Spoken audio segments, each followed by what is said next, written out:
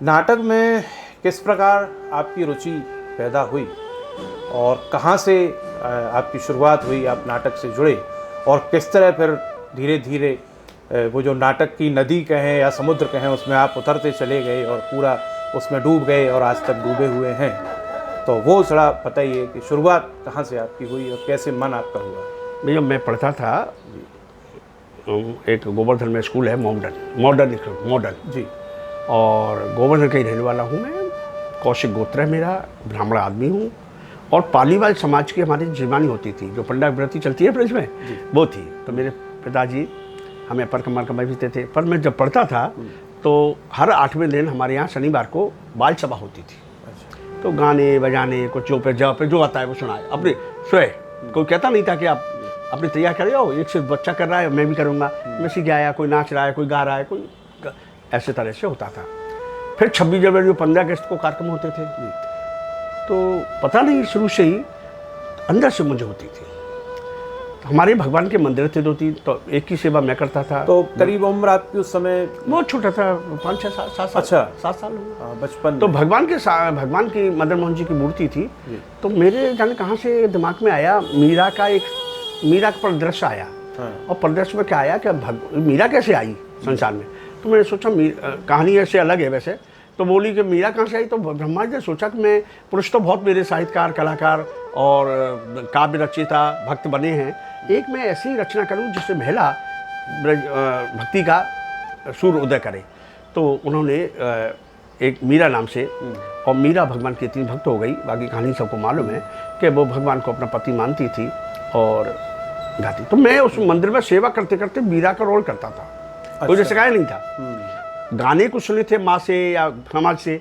जैसे एक था, भगवान से कह रहे, श्याम पिया रे मेरी रंग दे चुंदरिया, श्याम पिया रे मेरी रंग दे चुंदरिया, लाल ना रंगाऊं भैया पीरी ना रंगाऊं, लाल ना रंगाऊं काना पीरी ना रंगाऊं, जैसी तो रंग दे जैसी काली कमरिया, श्याम पिया। तो मैं वो करता था सब। फिर उसमें मैंने कथा पढ़ी। तो उसमें एक दिन आता एक साधु अकबर के यहाँ से, और वो साधु कहता है कि मुझे भगवान का आदेश हुआ है मैं आपके से प्रेम करूं और आपके संग। तो वो कहती है, वो सब बोले, तो कहती है आप सब चले जाएं साधु। तो वो कहती है नहीं, जब भगवान का आदेश है तो साधु क्यों जाए, साधु बैठे हैं, आइए बोलो क्या करोगे, आलिंगन करो। काम ज़्यादा है तो पाप था उसके मन में। तो ये सब कथा ऑटोमेटिक मेरे दिमाग में आती थी और मैं छोटे छोटे नाटक लेकर के मंच पे करता था।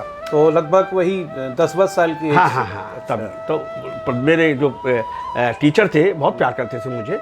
और नंबर भी इस कला के भी मुझे देते थे, जो मेरी परीक्षा में इसके भी नंबर मिलते थे और बहुत प्यार करते थे कला वो। पर मेरी माँ थोड़ी सी, हमारी परंपरा जो घर की थी वो बहुत, अगर हम कहीं बाथरूम भी जाएं तो माँ और पिताजी मैं माता जी हम, और हम कहीं जा नहीं सकते थे, कोई दोस्त वगैरह आ नहीं सकता था। हम देखते थे दूसरे लोग दोस्तों के संग घूम रहे हैं, तो हम कैसे यार घर से हमारा थोड़ा सा अलग है। तो मैंने हाई स्कूल करने के बाद मैं ITI किया। ITI करने मथुरा आया। मथुरा में इस मंदिर में मैं रहा। तो यहाँ सामने एक बैंक थी, सेंट्रल बैंक, और सेंट्रल बैंक में एक मैनेजर थे, उनका नाम था KS जैन। अच्छा। डैम्पियर में रहते थे, वो कथक सिखाते थे। अच्छा, मैंने क्या सोचा कि आधुनिक रंगमंच, रामलीला, रासलीला में डायलॉग है, पर कथक एक ऐसी विधा है जिसमें डायलॉग नहीं है, अपने भाव से सब बात करनी है। जैसे गाय को दहना है, कन्हैया को देख रहा है, ऐसे भाव से करना है। तो मैं वो कथक सीखने लगा। पिताजी ने, घर वालों ने बहुत विरोध किया, मैं सीखा। उसके बाद फिर ब्रजवल्लभ जी मिश्र पास में ही रहते थे, बहुत बड़े नाटककार थे, मैं नमन करता हूँ उन्हें। उनकी एक कला भारती नाम से संस्था थी। उससे पहले मूंगा जी थे, जो मंदिर है हमारा पुराना, उसमें वहाँ के, तो मूंगा जी जो थे, रामचंद्र मूंगा नाम था, और वो लोक नाटक के बहुत अच्छे कलाकार थे, जिसमें जो CP आप कह रहे थे, CP शर्मा, उनके पिताजी भी आते थे। अच्छा। हैं, और उनकी दाढ़ी थी बहुत बढ़िया, शरीर था। तो ये सब जुड़े हुए थे। फिर आधुनिक रंगमंच ब्रजवल्लभ जी की वजह से, ब्रजवल्लभ जी ने बहुत पुरस्कार पाए थे, बहुत नाम था, गुरुजी थे, बहुत अच्छा काम किया। और मैं जब नाटक में आ गया तो पिताजी ने कह दिया घर में कि भाई ये लड़का तो बिगड़ गया, कुछ नहीं करेगा, इतना नाचता गाता है, और 8 बजे फाटक बंद कर लो। 8 बजे बाद आवे तो नहीं खुलेगा, 8 बजे से पहले आ जाए खुलेगा। अब दिसंबर जनवरी का समय होता था, नवंबर में। अब समय ठंड, खाना खाया नहीं 2 दिन से, कुछ करते नहीं थे पिताजी, हमारे मतलब घर से उपेक्षित थे हम सब। मैं मतलब विशेष सबसे तो पट्टों पे सोता था, ठंड पड़ती तो फिर एक मंदिर था शंकर जी का, वो नीचे से भी ठंडा संगमरमर था, ऊपर से भी हवा आती थी। खैर दिन कटे। उसी बीच में रिहर्सल करके लौटते, घर का दरवाजा नहीं खुला, नहीं खुला, रात को पत्थर पे सो रहे हैं और ये सब। तो कहाँ जाऊँ, खाना नहीं खाया। तो मैं उस समय सोचता था चलो 6 बजे अभी तो समय है नाटक में जाने का, चलो मनोज जी के चलता हूँ। तो मनोज जी के यहाँ जाऊँगा तो 1 कप चाय तो मिलेगी, तो भूख 2 घंटा के लिए बंद हो जाएगी। फिर ऐसे चलता रहा। फिर मुझे एक भगवान मिले थे नाटक के बहुत, जिन्होंने पूना में एक्टिंग कोर्स किया था। अच्छा। उनका नाम था श्याम सुंदर शर्मा जी, आजकल बम्बई हैं। और उनका एक ग्रुप बना था, अचला जी के साथ स्वास्तिक की स्थापना भी, 5 लोगों की, श्याम सुंदर शर्मा, अचला नागर और वीरेंद्र कपूर और राधाबाई गोस्वामी और एक हाँ मोहन स्वरूप भाटिया जी नहीं थे। अच्छा। और एक थे आपके द्वारका चचे। अच्छा। अब इनको जगह चाहिए थी, ऑफिस चाहिए थी। तो इनकी कुछ दिन प्रैक्टिस रिहर्सल होती थी नाटक की, तो रिहर्सल चाहिए। सबसे कॉस्टली विधा नाटक है, आधुनिक रंगमंच है, सबसे कॉस्टली है, आय का साधन नहीं है अभी हिंदी रंगमंच में, और बहुत साधनरत हिंदी रंगमंच है, आधुनिक रंगमंच जो कहते हैं। तो कीर्तिपाल जी ये सामने रहते हैं मेरे, उनका एक हॉल था, उसमें ये लोग रिहर्सल करते थे। बाद में फिर भाटिया जी से इनकी मुलाकात हुई या संपर्क हुआ, बात हुई। मतलब जब स्वास्तिक की स्थापना हो गई उसके बाद फिर ज्ञानदीप डैम्पियर में, है ना, इस ग्रुप बना। वो श्याम भाई साहब मुझे मिल गए।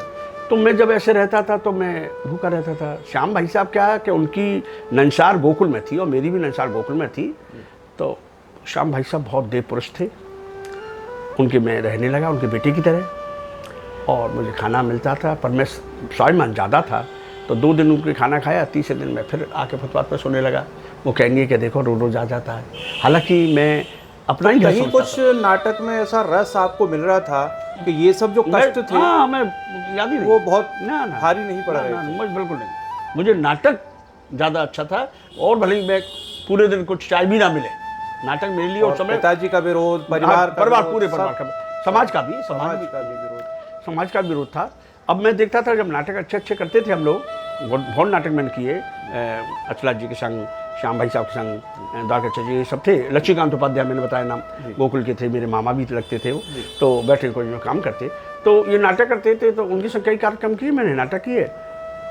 नाटक लोग बाग आते थे, वाह क्या बात है, लक्ष्मीकांत जी बहुत सुंदर, लोग कौशिक जी बहुत अच्छी एक्टिंग करी। कोई ये नहीं पूछता था तुमने खाना खाया आज, नहीं खाया। या जिनके बच्चे थे, जिनकी नौकरी, श्याम भाई साहब थे बैंक में थे, अचला जी थी रेडियो पे थी, श्याम लक्ष्मीकांत उपाध्याय थे वो अपने बैटरी कॉलेज में थे, मोहन स्वरूप भाटिया जी का स्कूल चलता था, द्वारका चचे की पान की दुकान थी, है ना। तो ये सब समृद्ध थे। एक मैं ही ऐसा था कि मेरा कोई सा, पिताजी मुझे खूब समझाते थे, बेटा खाएगा क्या, बुढ़ा हो जाएगा जब क्या करेगा। फिगर से नाटक जो होता है वो सुंदरता से होता है, चेहरे के एक्शन मोशन बने रहे, तुम्हारी सुंदरता बनी रहे तो नाटक है। वो तो समय भी ऐसा था कि लगता था कि जो ऋषि कपूर और राजेश खन्ना यही लोग बस एक्टर हो सकते हैं, तो इतने इस तरह के लुक वाले। तो नाम तो खूब मिला, लोग बहुत पसंद किया, पर साधना और भूखे यही सब अभावों में जी करके खैर वो चला। और उसके बाद चलता रहा, लोगों ने बहुत शोषण किया, बहुत लोगों के काम किए रोटी के लिए, किसी के बर्तन मांजे, किसी के यहाँ कपड़े सुखाए, किसी के ऑफिस में झाड़ू लगाई, मैं नाम नहीं ले रहा। और वो उन लोगों का ऐसा व्यवहार था जिनके ऑफिस में मैं रहता था, एक मतलब 4th कर्मचारी से भी ज़्यादा गिरा हुआ। और उनका व्यवहार ऐसा होता था कि उनके पास कोई आता था, लोकेश जी जाओ 2 चाय ले आओ। अब मैं भूखा था सुबह से, तो 3 चाय ले आया। 3 चाय ले आया तो उन्होंने कही कि कौशिक जी उसको पर्ची दे आओ। तो मैं पर्ची भैया जी 2 चाय आई, मैंने 3 लिख दो, 3 गाय वो। तो वो 100 रुपये देते थे उस समय मुझे काम के, वो 100 रुपये में थे, 1 चाय के पैसे काट लिए। और मैं उन्हीं व्यक्ति को देखता था कि आप आए, आपको प्यार करते थे वो, तो आपको मनोज जी वो खाओ इमरती, बासम इमरती का, तो गरम गरम इमरती आपको जबरन खवा रहे हैं, आप नहीं खा रहे हैं, आप मुँह हटा रहे हैं। और मैं सोच रहा हूँ मुझे 1 इमरती ये दे दे तो मैं खा के पानी पी लूँ, जैसे कुत्ता बैठा होता है ना कि टुकड़ा पड़ जाए उसको रोटी का, ऐसा मैं देख रहा हूँ। पर मुझे वो व्यक्ति चाय तक के पैसे काट लेता। तो ऐसे अभाव के खैर मुझे कोई शिकायत नहीं, मेरा समय था वो। और वो भी दिन कट गए। जिन लोगों ने शोषण किया उनसे भी कोई आपको कोई खास नहीं, कोई मन उनका में अपना ऐसा अपना मन, उनका अपना सोच है। मुंह में लाख कमियां हैं, मैं किससे कहूँ? लोगों को मैं अच्छा करने की सोचता हूँ, लाख।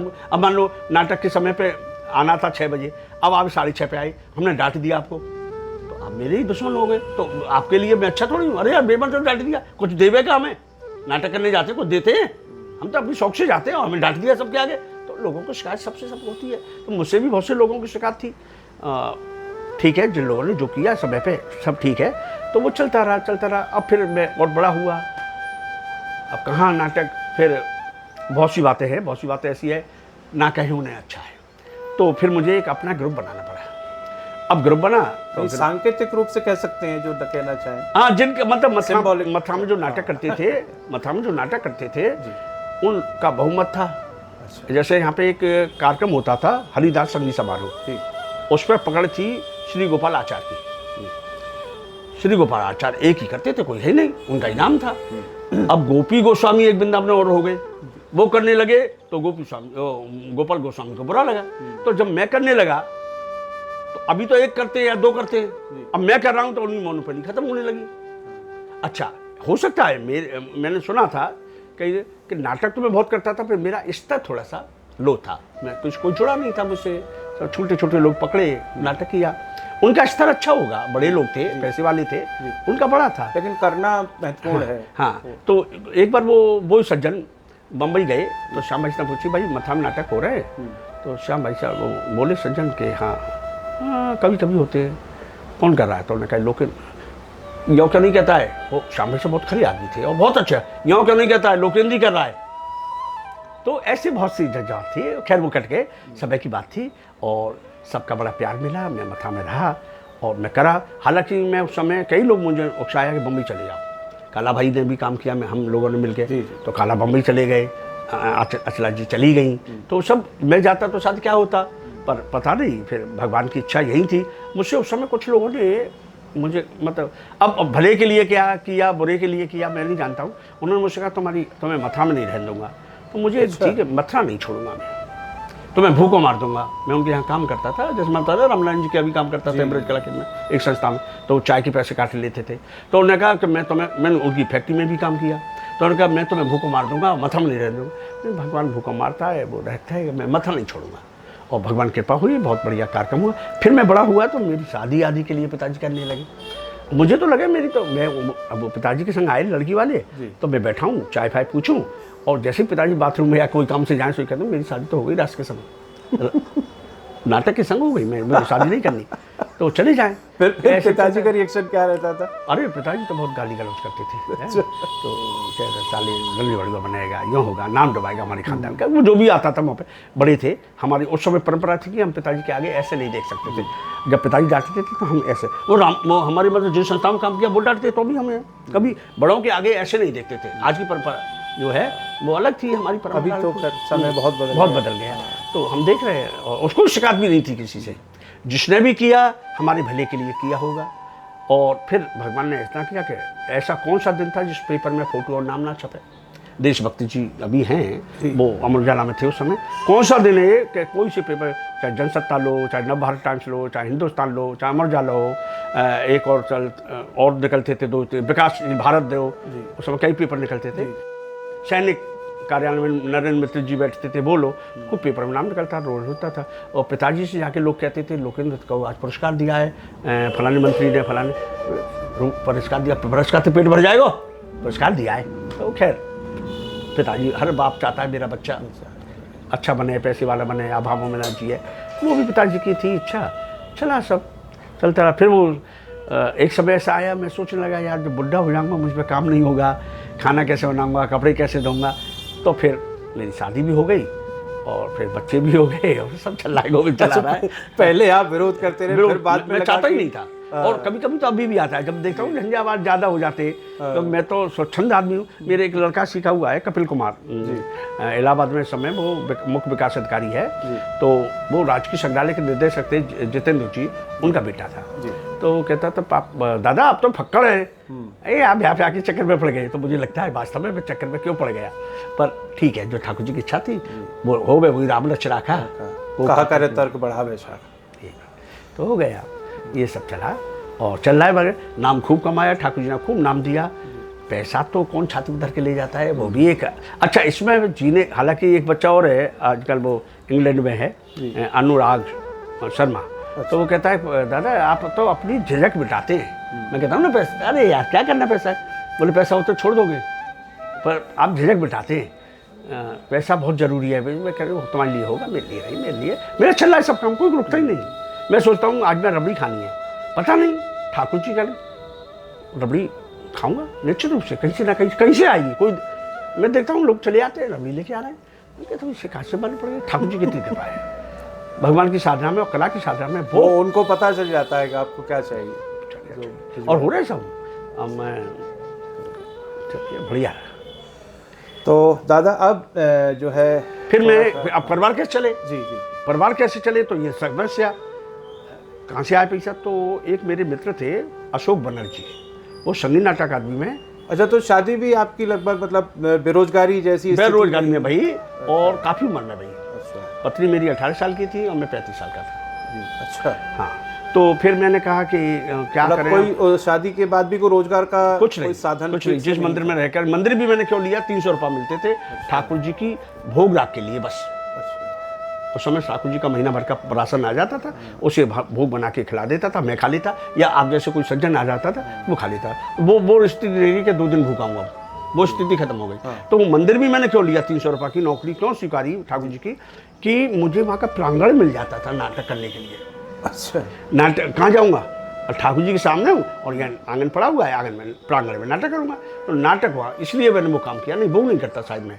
फिर अशोक बनर्जी साहब से बात हुई मेरे कि भाई बिंदु दादा कहते बंगाली है वो, मैं तो बंगाली नहीं हूँ, वो बंगाली थे, तो उन्हें दादा कहते थे। तो उन्होंने कहा अशोक भाई, शाखा कहते थे प्यार में, मैं शाखा भाई कैसे करें परिवार। तो बोला तुम संगीत, वो तबादला संगीत नाटक अकादमी से और गीत नाट्य प्रभाग में चले गए, यानी सूचना जनसंपर्क विभाग। तो उनका एक सूचना जनसंपर्क विभाग का एक दल होता है, वो सरकार के योजना, सरकार के कार्यक्रम, सरकार के जो बनाती है उसके प्रचार प्रसार गांव गांव कराते हैं।